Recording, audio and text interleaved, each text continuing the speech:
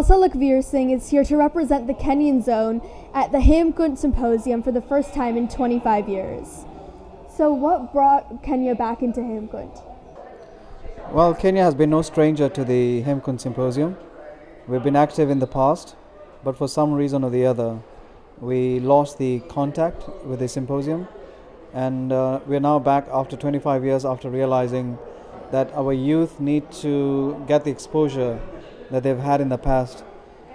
We've won multiple medals in the past, and we believe we have the caliber for a youth to represent Kenya at the highest level in youth competitions like these ones. So what can you tell me about the Sikh youth in Kenya?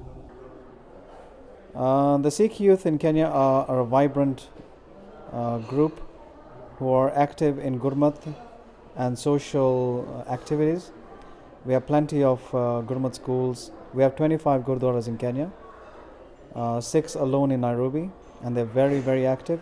Every Gurdwara has some group of youth or the other involved in building their Sikhi. So in the Gurdwaras we have fully fledged Gurmat schools that teach Gurmukhi, Gurbani, Kirtan, Gatka, everything that's associated with Sikhi. So our youth we are at a stage where it's a revival. The past 1 or 2 generations, we were losing the youth to a lot of lack of information or misinformation, but now because of the digital age, the youth are now more aware, who are searching for themselves the meaning of Sikhi and coming back into it more confident. So not just for the youth, what is it like to live in Kenya as a Sikh? Living in Kenya is a privilege. It's an honor. Considering the history that we have as Sikhs, we've been in the country as part of the land since 120 years now. Sikhs came with the building of the railway that the British started, who hired Sikhs, Hindus, Muslims and Goans as indentured laborers to build the railway from Mombasa to Kisumu. And that's when the Sikhs came en masse to build the railway. So we've been present in that country for that long. And after the railway was complete, most of them went back to India. Others remained back in Kenya, made Kenya their home, went into farming, business and all sorts of other areas of interest. And they have helped build Kenya's economy and become a part of it.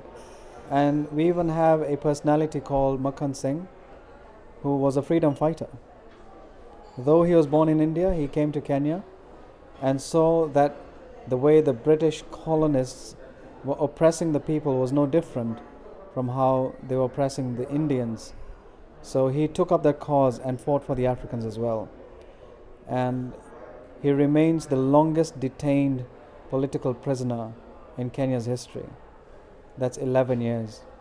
He suffered the cause for independence. He was the first man to publicly proclaim that Kenya must be independent now and expected the British to leave the country immediately. And for that reason, because of his uncompromising ideals, he was considered to be a very dangerous person in the country. The British even tried to deport him back to India, but he had good lawyers who defended his case, and he stayed back, and eventually even won himself the citizenship of the country. So our role in Kenya has been very deeply ingrained in Kenya's history, and that has given us the privilege that we are no different from the Africans. We consider ourselves Africans of a different color and a different background. In fact, Kenya Sikhs are known as Kalasinghas. So what can you tell me about that name, Kalasinghas? Kalasinghas is a name given by the Africans who they refer to as Sikhs. It's a very unique name that the Africans have given the Sikhs. It is a name that comes from a man called Kala Singh, who came to East Africa. At that time, Kenya was not a country. Kenya came into being after 1920s. But he came to East Africa towards the end, in the middle of 1890s, as a trader, as a businessman. And he would venture into Maasai land, which was dreaded by even the British. He was a very friendly, daring, adventurous man. And he would go into those areas to trade his wares. And the Maasai were very pleased with him because he was friendly. And they happened to ask him his name. And when he said Kala Singh, they thought he was referring to his tribe. Because in Kenya we have multiple tribes, 42 tribes. Now we have 44. So they thought anybody wearing a turban and has a long uncut beard is a Kala Singha, a tribe. Yes. So for us it's an honor given by the Africans that we are not different from them. We're a tribe. We're so friendly, and we're adventurous, and we're hardworking, and for that reason we feel privileged that Sikhs are accepted so warmly by the Africans. So you clearly love living in Kenya, but are you native to Kenya? I'm not native to Kenya in the sense that I was not born in Kenya, but rather Kenya was born in me. I was born in India, but we moved to Kenya in about 40 years back. So I've studied here, grown up, and married. I have children there. So Kenya is now home.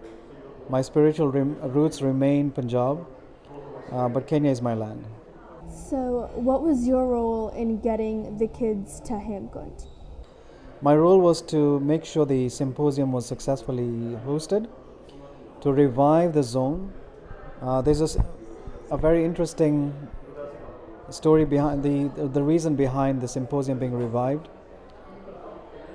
In the past, we had a contestant called Khushwant Singh, who had been very active in the Hemkunt Symposiums. He has even been to America, won medals, gold medals. But unfortunately, about 8 or 9 years ago, he passed away in an accident.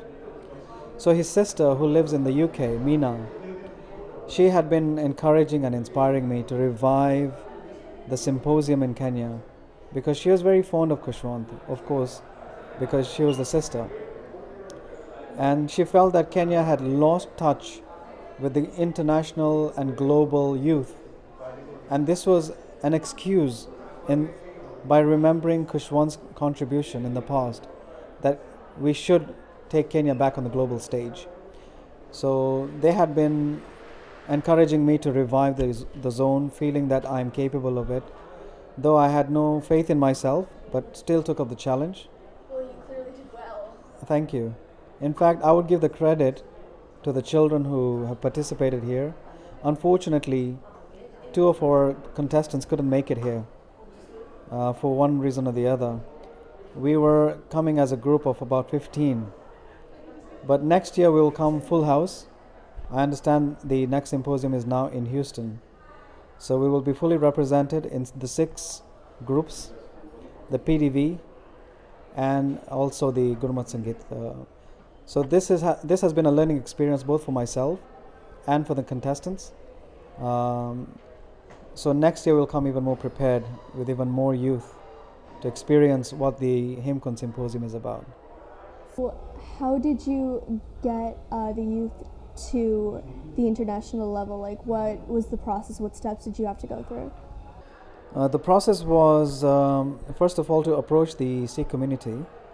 The immediate point of contact was the Gurmat schools and encourage them to enlist their students to see who is interested in this symposium. So we had to look for sponsors for the local zonal competition, and then eventually, once the competition was over, we approached gurdwaras over there and other organizations to help sponsor the airfares, accommodations, and other factors related to the travel. And they came up and they didn't let us down. So my role was to ensure that the symposium was successfully held and make sure that we are able to bring the winners to the USA, help them experience the Hemkunt Symposium, and then accompany them back to Kenya. Was this your first time like coordinating an event like this? Totally. In fact, you would say I was thrown in the deep end. I'm somebody who likes to keep a low profile and who's never done anything of this level. So if there's any greatest beneficiary, it's me. I have had a very great learning experience on how these events are done in the service of the community and especially our youth. Which brings me to the point Nishkam TV. I must mention how proud I am to see youth, youngsters, doing the work of adults, grown-ups, professionals. And these are ideas I will take back home and show them that this is what you're capable of. Age is not a factor. The factor is your state of mind, that you're able to take the challenge and do something to the nature of Nishkam TV. You said you do like to keep a low profile, but you do run a Facebook page called Kenyan Kalasinghas. So can you tell us about that? Yeah, Kenyan Kalasinghas is a Facebook page which was born out of just pure interest and passion, because I felt our Sikhs there are oblivious to their history, the role Sikhs have played in the country, and also to educate, to help create awareness amongst non-Sikhs, especially the Africans, that how connected we are through history, and we still are connected. The reason why I called it Kenyan Kalasinghas is it is a personal identity of which I am proud of. A identity of being Kenyan and being a Kalasingha. So which is represented by the kara and the Kenya band that I wear. So Kenyan Kalasingha. So it's like an inseparable identity. So I'm proud of my country, I'm proud of my faith, I'm proud of my history. So I thought this is an opportunity to share the knowledge and research I have about the Sikhs in Kenya with our community and non-Sikhs, to educate them of how much involved Sikhs are in the country. Do not feel that you're different from the others. We are all the same. We are Kenyan. We may be different, of different backgrounds, cultures and languages, but we are united in diversity. So that was the inspiration. So the Facebook page features lots of history, especially the person I spoke of earlier, Mokha Singh. There are other personalities in history that people don't know about, who have played a very prominent role, and who are heroes not in just the community, but amongst Africans as well. Some examples of those heroes? Besides Mokha Singh, of course, there are many other Sikhs who have played a role in the political development of Kenya, in the freedom fights. Then we have someone like Jaskeerat Singh, who is known the world over as the Flying Sikh, because he was a daring and adventurous rally driver in the East African Safari Rally, and he was even conferred the honor of Simba ya Kenya by the first president of Kenya, Mzee Jomo Kenyatta. Simba means lion. I'm sure now that Lion King is the buzzword right now, and one of the main characters' name is Simba. Simba is a Swahili word for lion.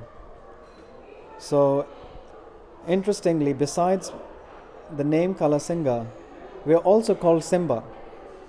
Like when you walk the street, when I walk the street and my African countrymen see me with a turban and a beard, they call me Simba.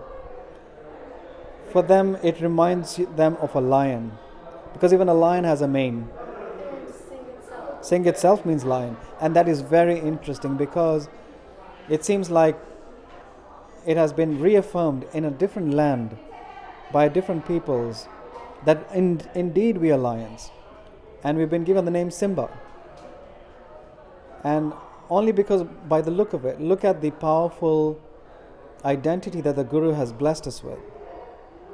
Not only has he given us his identity, but he's also given us his respect. That no matter where you go in the world, you will always be respected and saluted. Feel that same respect from your community? In what sense?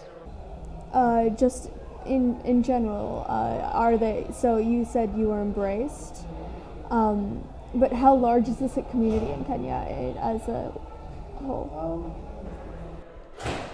It's difficult to tell the numbers because over the decades, Sikhs have been migrating to different countries like the UK, US, Canada, Australia, and other parts of Europe for various reasons. But the greatest population of Sikhs happened before the independence, but over time it has dwindled. So currently we may be a small community, but we're still the largest Sikh community in Africa. Sikhs are present in Kenya, Uganda, Tanzania, but the majority of the Sikhs are in Kenya. We may not be a big number, I guess we're about less than 10,000. But when we're together, we look like a very big number because of our unique turban style. The turban that I wear, it's called the Kenyan turban. It's the same turban that the UK Sikhs wear because they have a shared heritage. They are the Sikhs who came from Kenya, East Africa. So this is another unique identity of a Kenyan Sikh. You will never have this kind of turban worn by any other Sikhs in any part of the world. So when you see a turban like this, you will know that the Sikh has an identity from Africa. So our community may be relatively small compared to the ones in America, in the UK, Canada, Australia, but we are a very vibrant community. We are respected, we are well recognized because of our friendly nature, hardworking, successful community, and who is philanthropic. We are known, the Gurdwaras are very active in sharing the langar concept and other social causes. So the Sikhs are a very visible community in the Africans, and we have a deep found respect in them. Okay, so thank you for speaking with us today. This was Khalsa Lakhvir-Singh. So I hope to see Kenya in future Hemkunt competitions. Definitely, this is not the first time. This is the beginning, a new beginning. So you can expect to see Kenya in future symposiums and with even greater representation. We will be looking forward to that. Thank you so much for hosting. Thank you for coming.